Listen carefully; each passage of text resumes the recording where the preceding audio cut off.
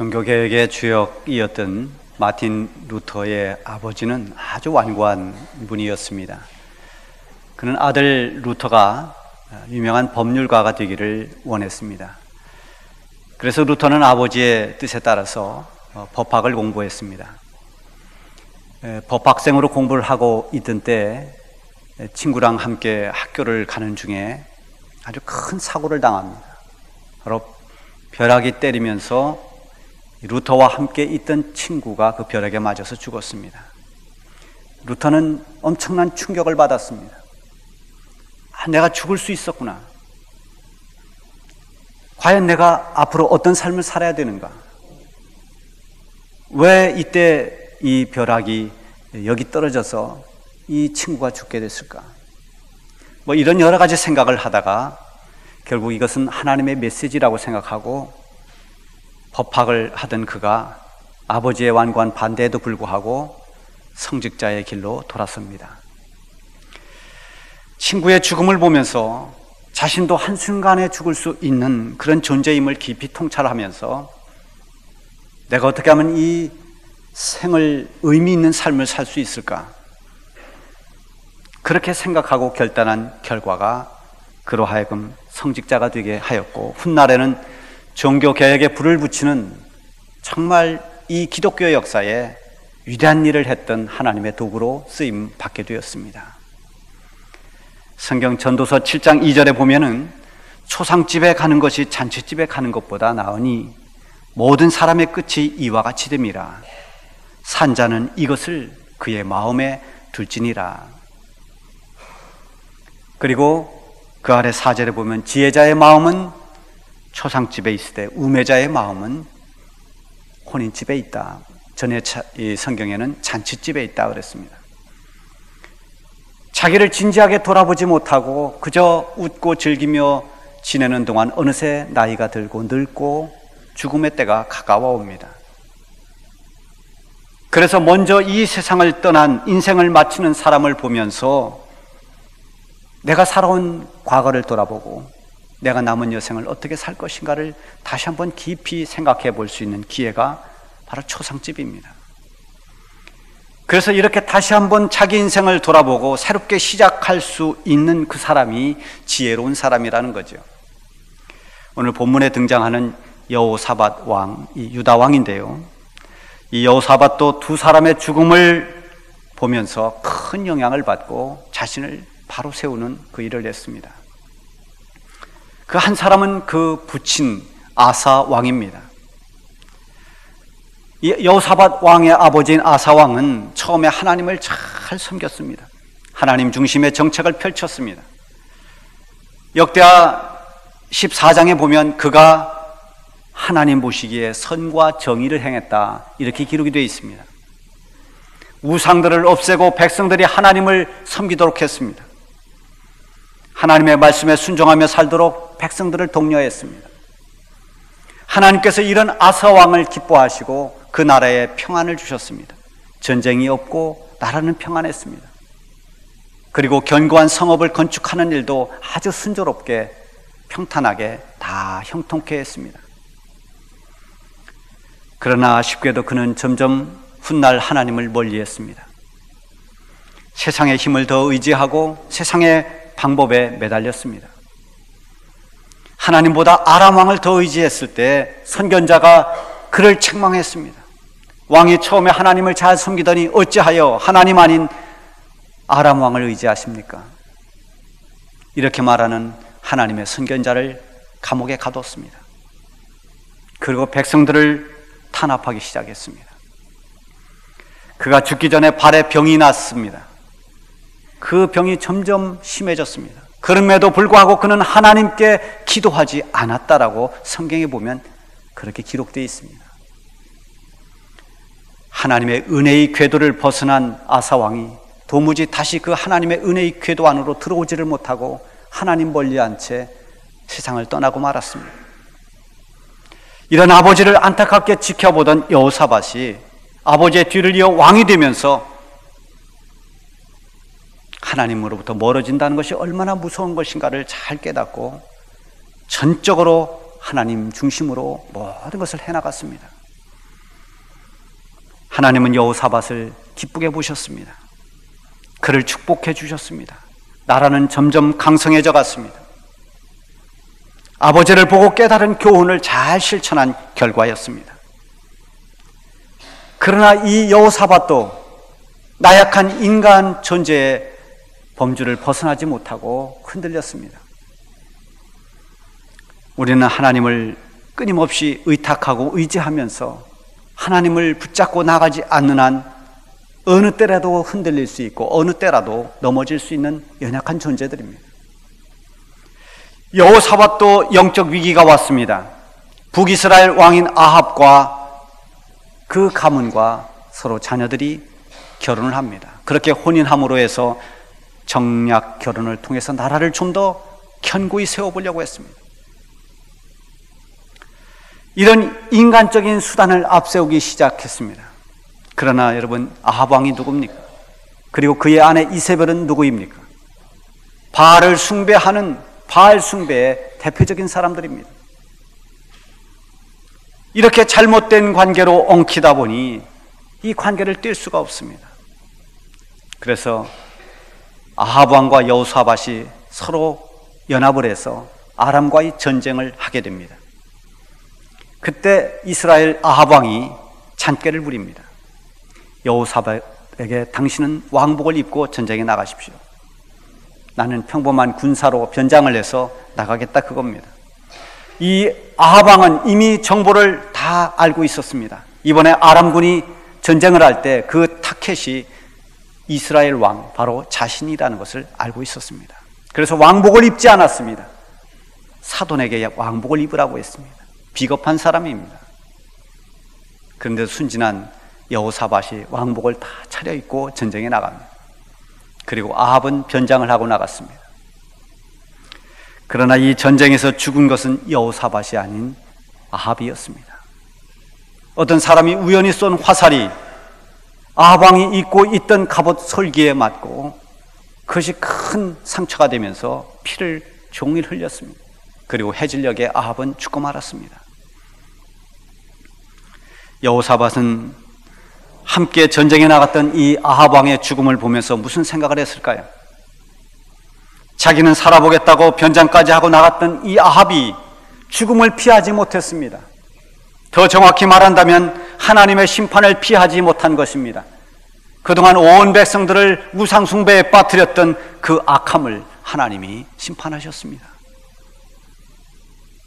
여호사밧은 이 일이 있은 후에 다시 개혁에 박차를 가했습니다. 이곳저곳 다니며 백성들이 하나님께로 돌아오라고 했습니다. 그리고 재판관들에게 너희가 재판할 때 사람을 위할 것인지 하나님을 위할 것인지를 신중히 생각하면서 하나님 보시기에 의롭게 재판하라 했습니다. 모든 지도자들에게 진실과 성심으로 하나님을 경외하면서 일하도록 그렇게 명령했습니다. 하나님께서 무너뜨리면 개인이든 나라든 한순간에 무너질 수 있다는 사실을 깨달았기에 그는 하나님을 붙잡고 하나님 중심의 정책을 펼쳐갔습니다. 자, 이번에는 하나님께서 전번에 그렇게 하나님을 잘 섬길 때 얼마나 많은 복을 주셨습니까? 나라가 강성하고 여호사밧은 축복의 축복을 받았습니다. 그런데 이번에 이렇게 하나님을 잘 섬김에도 불구하고 큰 위기를 만나게 됩니다. 하나님 말씀대로 사는데도 불구하고 어떤 시험이 오고 고난이 온다면 그것은 분명히 그 뒤에 축복이 기다리고 있다는 것을 잊어서는 안 됩니다. 여러분, 신앙생활을 좀 제대로 해보려고 마음을 딱 먹으면 이상하게 회방하는 일들이 자꾸 생깁니다. 내가 이번에 기도를 이렇게 해야 되겠다라고 기도를 작정하면 자꾸 기도에 집중하지 못하게 만듭니다. 내가 올해는 한 번도 빠지지 않고 하나님 앞에 예배 생활을 바르게 하고 예배를 회복해야 되겠다고 결단하고 나가는데 자꾸 예배를 드리지 못하는 일들이 생겨납니다. 내가 하나님 앞에 정직한 헌금 생활을 하겠다고 결단했는데 자꾸만 그 마음을 흔들어 놓고 다른 데 써야 할 일이 생겨서 마음을 흐트러 놓습니다. 자, 이럴 때 우리는 대부분이 흔들리고 포기합니다. 그 뒤에 기다리고 있는 하나님의 은혜와 하나님의 능력과 하나님의 축복이 기다리고 있다는 것을 그때 놓치지 말고 그 어려움을 잘 극복해내야 됩니다. 그 시험을 통과해야 됩니다. 유혹을 극복해야 됩니다. 결단이 실행되기까지는 고비를 넘어갑니다. 여호사밧이 지금 하나님 중심으로 나라를 회복시키려고 하는데 큰 위기를 만났습니다. 하나님 말씀대로 살아보려고 하는데 오히려 여호사밧이 만난 것은 환난이었습니다. 이런 위기 때 여호사밧은 낙심해서는 안 되는 것입니다. 하나님께서 여호사밧을 테스트하고 이것을 통해서 왕과 나라를 견고하게 하려는 하나님의 섭리를 그때 볼 수 있어야 됩니다. 유다를 치러 온 군대는 모압 자손과 암몬 자손이 연합한 막강한 연합군입니다. 이들이 지금 유다 왕을 치려고 엔게디에 진을 치고 있다는 소식을 전해 들었습니다. 자, 이 상황에서 여호사밧은 과연 어떻게 반응했는가? 그리고 또 유다 백성들은 어떤 반응을 했는지 주목해 보아야 됩니다. 3절에 보면 여호사밧이 두려워하여 여호와께로 낯을 향하여 간구하고 온 유다 백성들에게 금식하라 공포하매. 여호사밧은 두려웠습니다. 여러분, 여호사밧 왕만 두려웠겠습니까? 우리도 그런 상황이면 다 두렵습니다. 누구나 이런 상황이 오면 두려워하지 않을 수가 없습니다. 그런데 그 두려움에 자꾸 집중하면 할수록 두려움은 더 큰 거인이 되어서 우리를 짓누르는 것입니다. 성경에 보면 하나님께서 우리에게 두려워하지 말라 이런 말씀을 아주 많이 하십니다. 그만큼 우리가 살아가는 이 세상에 두려워할 일들이 많습니다. 두려움을 이기지 못하면 믿음의 길을 바로 가지 못합니다. 우리는 얼마든지 두려움에 맞설 수 있는 길이 있습니다. 그것은 바로 하나님을 향하는 것입니다. 내가 두려워하는 그 두려움보다 더 크고 위대하신 하나님께 집중하는 것, 그때부터 두려움은 바람 빠진 풍선처럼 점점 작아지게 보입니다. 여호사밧은 하나님을 주목했습니다. 하나님께 낯을 향하여 간구했습니다. 기도는 하나님을 바라보고 하나님께 집중하는 것입니다. 하나님의 사람들의 영적 눈이 밝아지는 때는 어느 때인가 하면 바로 하나님께 초점을 맞추는 때입니다.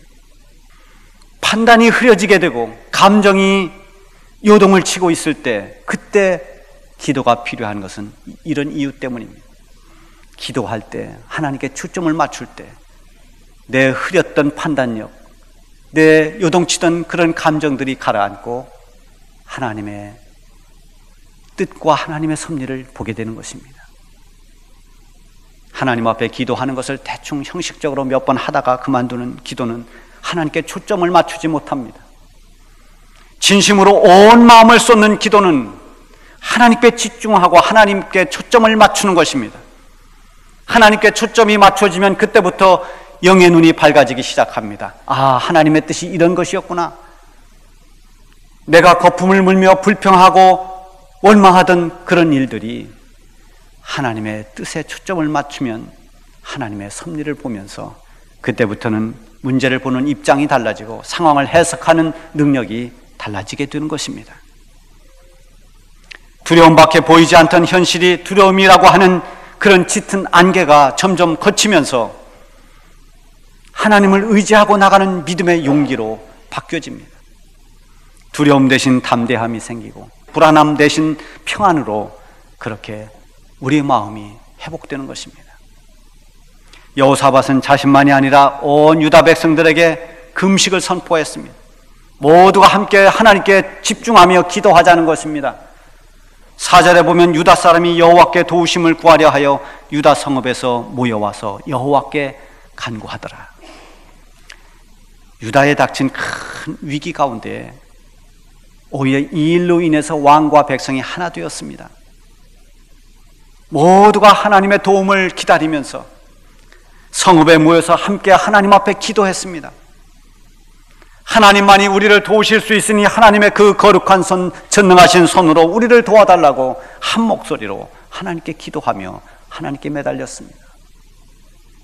어느 누구도 금식하며 기도하자는데 이 일을 제기하는 사람은 없었습니다. 적군이 지금 가까이 진치고 있는데 우리가 이렇게 기도만 하면 되겠느냐고 불만하는 사람도 없었습니다.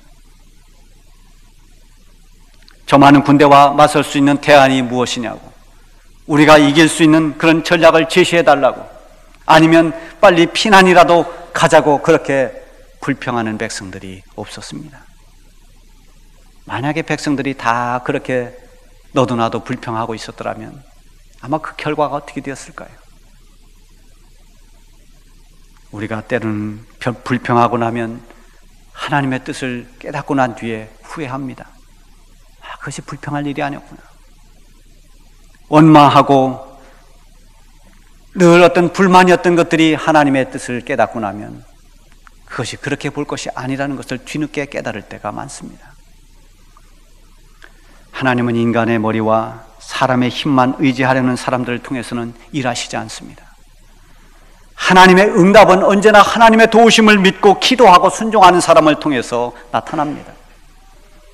하나님을 전적으로 의지하고 믿음으로 실천하고 행동하는 사람을 통해서 하나님은 놀라운 능력과 기적을 보여주시는 것입니다. 기도와 순종, 이것이 승리의 비결입니다. 다윗과 골리앗의 싸운 싸움을 보면은 힘의 논리가 아닙니다. 엘리야와 450명의 바알 선지자들이 싸운 그 싸움을 보면 숫자의 논리가 결코 아닌 것입니다. 여호사밧이 온 회중과 함께 하나님께 기도했습니다. 여호사밧도 백성들도 지금 저 엔게디 골짜기에 진치고 있는 적군들에게 주목하지 않았습니다. 문제를 쳐다보면서 거기에 집중하지 않았습니다.